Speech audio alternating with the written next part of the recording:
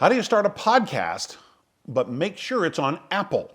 Do you start a podcast on Apple? Not really. There's actually 2 steps involved here, and we're going to cover kind of both of the options for you in this particular video.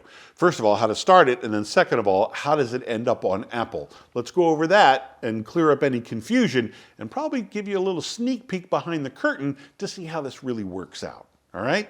Let's do that next.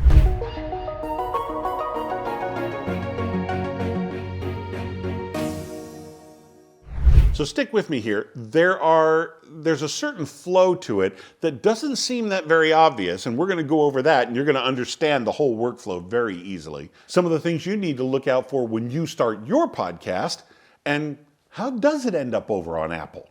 Well, let's go over that next. Hi, I'm Nick Natarella with AdWise Creative. Starting your podcast and then getting it to Apple. That's 2 different things. So for starting, let's kind of take it in that order. Let's start your podcast first. The biggest advice I can give to you right up front is plan it out to the nth degree before you even hit record.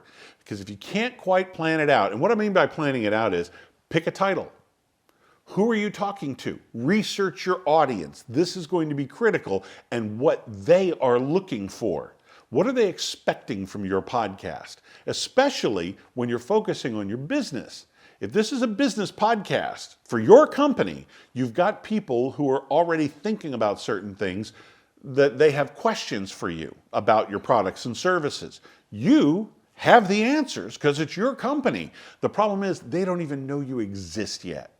So the best way to leap to the front of their search engine results is find out what questions they're asking. You come up with an answer and record that in your episode, and then when you upload your episode, their question is the exact title you use. Because I guarantee you somebody else is going to use that exact same wording because they probably have the same question. And when they do, they'll find you as well. And you become the #1 resource that they know, like, and trust when it comes to your products or services.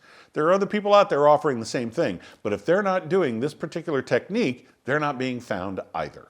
So you can leap past them, catapult past them, and be the one that people start finding. So focus on your audience and find out what it is that they want. If you've got a sales team, for example, a quick way to do it is at your next sales meeting, ask your salespeople, what are the questions that people are asking you? And get them to write it down and then compare all their answers. Chances are 80% of those questions are going to be repeats, and that's where you need to start. Then head it over to Google and start typing them in, and you'll see Google make some suggestions. Those suggestions are from the questions that people are actually typing in. So if you're typing in something and here's a similar result that's being suggested by Google, I'd go with the Google answer because that's what people are asking.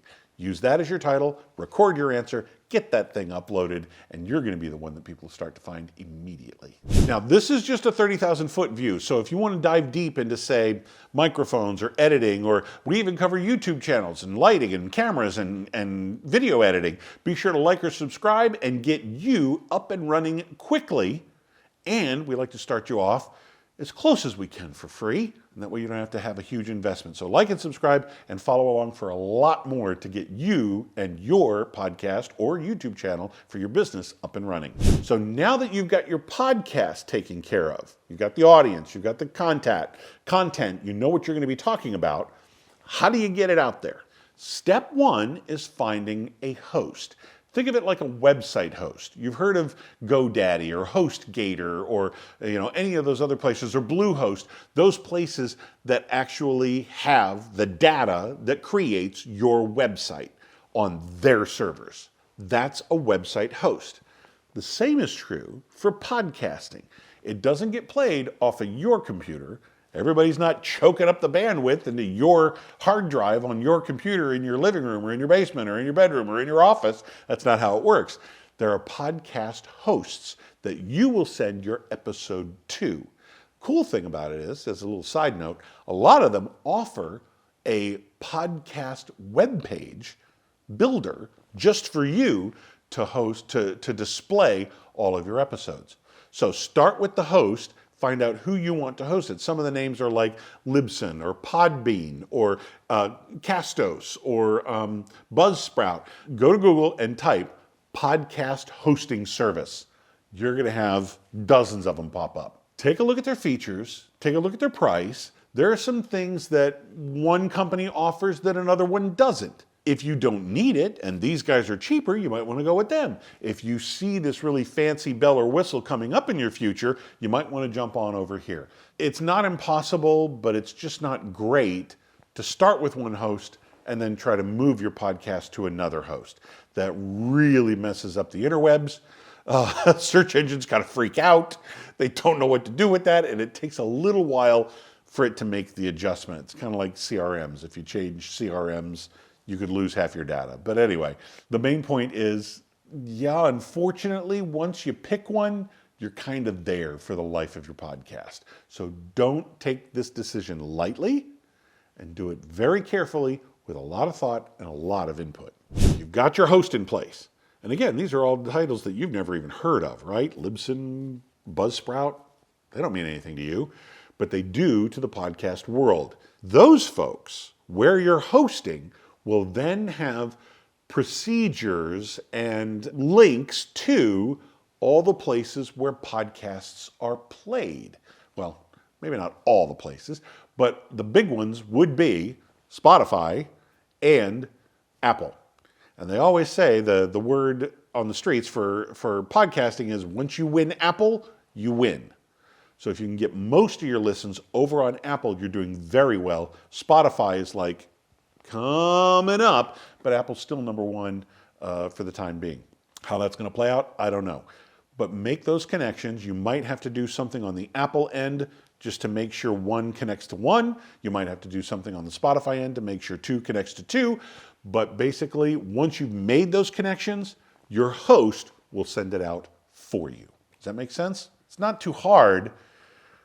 You just got to know that that's the procedure, that you've got to go out and connect the dots for it, and then after that, it all happens automatically. So I hope that makes sense. Here's the hosting, here's your episodes. Getting it out to Apple and Spotify is another process, but again, once you've connected it, you're good to go. Now, I have a free gift for you to help get you started with your very successful podcast, right? It's going to be successful, isn't it? Of course it is. Start by connecting with your audience. And that's the way that you talk to them. How you talk to them is going to make all the difference in the world. There's so many times when I hear a podcast and they shoot themselves in the foot in the first two words. And these are experienced podcasters, but they're still not getting it right. They don't understand the power that they wield, you included, of the spoken word and what you can do with it. You can use it for good or you can use it for evil, but connect with your listeners. I have a freebie for you called Engaging Your Audience. The 3 secrets to skyrocketing your podcast success. There's a link in the description down below. Click on it, get your free copy in just a matter of moments. I'm Nick Natarella with AdWise Creative. Thank you for watching.